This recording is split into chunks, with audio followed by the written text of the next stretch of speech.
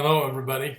I'd like to give another installment on my study on Joel, and this will be part 11, and I want to call it The Nations Cast Lots Over Israel. For behold, in those days and in that time, when I shall bring again the captivity of Judah and Jerusalem, I will also gather all nations, and will bring them down into the valley of Jehoshaphat, and will plead with them there for my people and for my heritage Israel, whom they have scattered among the nations, and have parted my land. And they have cast lots for my people, and they have given a boy for a harlot, and sold a girl for wine, that they might drink. Joel 3, 1 through 3. This is the 4-count indictment that the Most High, the judge of all of the earth, is going to bring the nations up into trial. The prophet Joel saw the last days as an international trial, with the nations of the world in the docket, and the God of the universe handing them a 4-count indictment.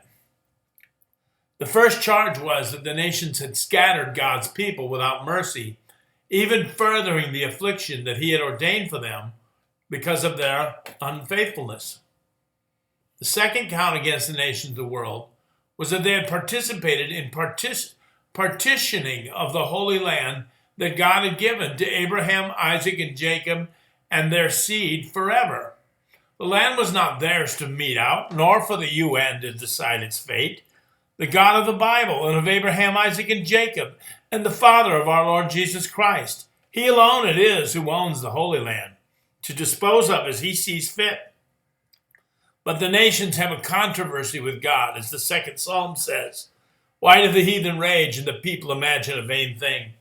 The kings of the earth set themselves, and the rulers take counsel together against the Lord and against his anointed, saying, let us break their bands asunder and cast away their cords from us. He that sits in the heavens shall laugh. The Lord shall have them in derision. Psalm 2, 1 through 4. Now the third count is that the nations of the world have cast lots for God's people. As we said earlier, now is the only time in history where this strange charge can even possibly be made. Where is it that the nations of the world meet together to cast lots for God's people? Well, there is indeed a Congress of Nations which casts lots regularly for God's people, among a few other things that they do. I speak of the United Nations.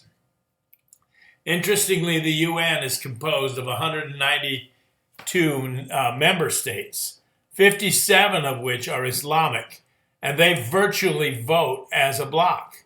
The member states are divided into several regional groupings, of which turns are taken to serve on the UN Security Council. Now, Israel is the only state in the UN which is not put in a regional grouping, and thus which cannot serve on the UN Human Rights Council, the Security Council. Libya has even served on it. Neither can Israel ever serve on the UN Security Council. In 2002, Syria was put on the U.S. State Department list of terrorist states. Yet in that same year, Syria served on the Security Council. The statistics of UN actions for and against Israel are stunning. Now, this is from a 2002 study.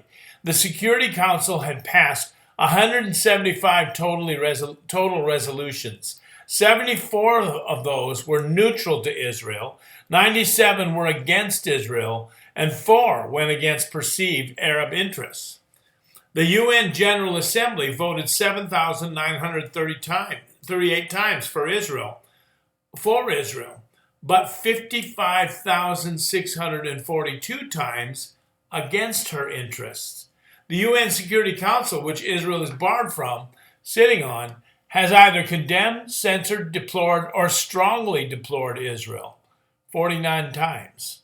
The Security Council has passed 131 resolutions, of which 43 were neutral, but 88 of them criticized or opposed Israel, and never an Arab state, Arab body, nor even the PLO, which is literally the father of modern terrorism. The UN General Assembly has passed 429 resolutions against Israel and 56 against any Arab states. They have either condemned, vigorously condemned, strongly condemned, deplored, strongly deplored, censored, or denounced Israel 321 times, and they have never denounced the Sunni or Shiite, Muslim, Arab, or Persian states. There is something dreadfully wrong here. This is more than bias and prejudice. It is satanic, and this will bring the world into judgment. I quote the best-selling author and Bible scholar, the late David Hunt. More than 60,000 individual votes have been cast in the UN condemning Israel. Yet not once has the UN reprimanded those who have, without provocation, waged 4 wars of aggression against Israel with the declared intention of annihilating her. Nor have the terrorists been condemned by the UN. In November 2003, Israel introduced its first request for a resolution since 1976, asking for a prohibition against Arab terrorists who deliberately target Israeli women and children. Its request was rejected, and instead, the UN adopted a resolution demanding protection of Palestinian children from Israeli aggression. The UN's adamant opposition to Israel and everything it does is in defiance of the God of Israel and his pledge to restore his people to their promised land. And this comes from chapter 6 of Dave Hunt's book, The Gathering Storm. Former U.S. Representative to the UN, Nikki Haley, put it well and accurately at a press conference in 2017. The Security Council is supposed to discuss how to maintain international peace and security. But at our meeting on the Middle East, the discussion was not about Hezbollah's illegal buildup of rockets in Lebanon. It was not about the money and weapons Iran provides to terrorists. It was not about how we defeat ISIS. It was not about how we hold Syrian President Bashar Assad accountable for the slaughter of hundreds and thousands of civilians. No, instead, the meeting focused on criticizing Israel, the only true democracy in the Middle East. This is from a press conference after attending her first Security Council meeting in February 2017. The world is on a collision course. The kings of the earth and their rulers have taken their counsel directly against God.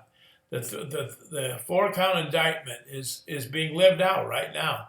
Indeed, they try to part the land. Indeed, the nations of the world have scattered Israel. Indeed, they dare spend about a third of their time at the UN casting lots, that is, voting for or against Israel, her borders, her legitimacy, her wars, her acts, her everything about her is all openly discussed by the talkers, as Ezekiel says, at the UN. We are headed for judgment in this world. Everybody better get ready.